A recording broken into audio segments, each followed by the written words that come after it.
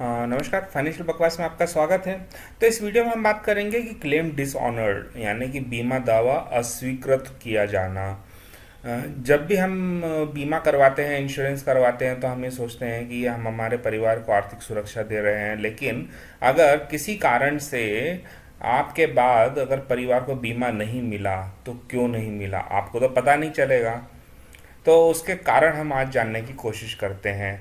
सभी लोग बोलते हैं कि एलआईसी सारे बीमा दे देती है, कोई क्लेम रिजेक्ट नहीं करती है, जबकि प्राइवेट कंपनियां बहुत सारे क्लेम रिजेक्ट कर देती हैं।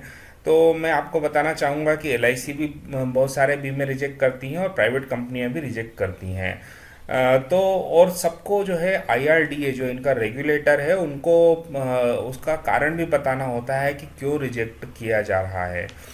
अगर अस्वीकृत किया जा रहा है किसी भी बीमे को, तो उसका कारण जो है साफ साफ बताना होता है। जिसका बीमा है उसको मतलब जिसने बीमा दावा किया है, और जिसने और जो इनका रेगुलेटर है, नियामक है आईआरडीए, उनको भी बताना होता है कि कितने क्लेम अस्वीकृत किए हैं, क्यों अस्वीकृत किए गए हैं। तो ये गलती क्यों होती है, क्या होता है कि जब भी हम बीमा लेते हैं, तो हमें कुछ चीज़ों को इग्नोर कर देते हैं, मतलब कि छोड़ देते हैं। ये मैं आपको बताता हूँ। अ, ये मैंने एक एगॉन रेली गियर का चार्ट लिया हुआ है पिछले साल का, अप्रैल 2016 से मार्च 2017 तक का। तो उनके पास में टोटल 588 क्लेम सेटलमेंट के लिए आए थे टर्म इंश्योरेंस के, और 588 में से उन्होंने 571 लोगों के क्लेम सेटल किए, मतलब कि 97.11%। और बाकी बचे 17 लोगों के क्लेम, मतलब कि 2.89% लोगों के रिजेक्ट किए। अब आप देख सकते हैं कि यहाँ पर रीजन फॉर रिजेक्शन है, यही तीन मेजर कारण होते हैं बीमा अस्वीकृत होने के। पहला होता है कि non disclosure of policies held with other insurance company. मान लीजिए कि आपने कोई इंश्योरेंस टर्म इंश्योरेंस लिया है, और उसके अंदर एक कॉलम होता है कि आपने और कौन कौन सी बीमा कंपनियों से, या फिर स्वास्थ्य बीमा या फिर एक्सीडेंटल इंश्योरेंस कहाँ कहाँ से लिया है।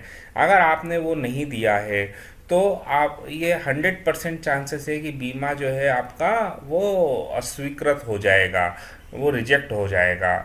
तो इस तरीके के 11 केसेस थे उनके। दूसरा है non disclosure of past medical history.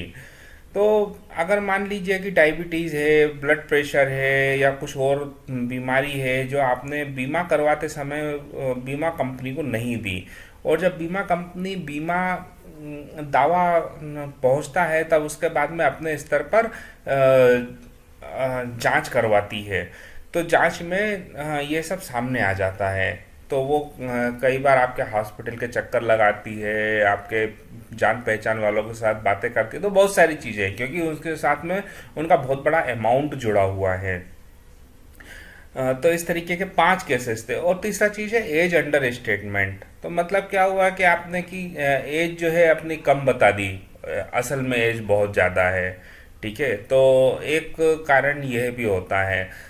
लेकिन बीच में अगर आप देख सकते हैं कि 571 लोगों को क्लेम ऑनर किया है, तो क्लेम डिसऑनर होने के और भी बहुत सारे रीज़न होते हैं, लेकिन आईआरडीए के नियमों के मुताबिक और बहुत सारी चीज़ों के क्लेम आप रिजेक्ट नहीं कर सकते हैं।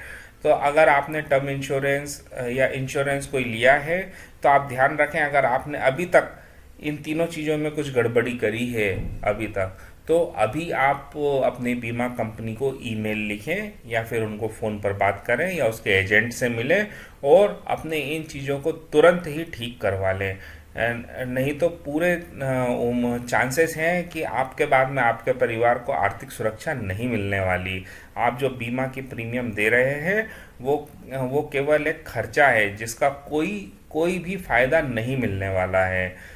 तो उम्मीद है आपको ये वीडियो पसंद आया होगा। अगर आपने हमारे चैनल को अभी तक सब्सक्राइब नहीं किया है, तो आप नीचे सब्सक्राइब बटन दे रखा है, उस पर क्लिक करके सब्सक्राइब कर सकते हैं। घंटी पर क्लिक करेंगे तो आपको नोटिफिकेशन मिल जाएगा। आप हमारे वीडियो को लाइक करिए, शेयर करिए, लिंक को आपने व्हाट्सएप पर दोस्तों को भेजिए। धन्यवाद।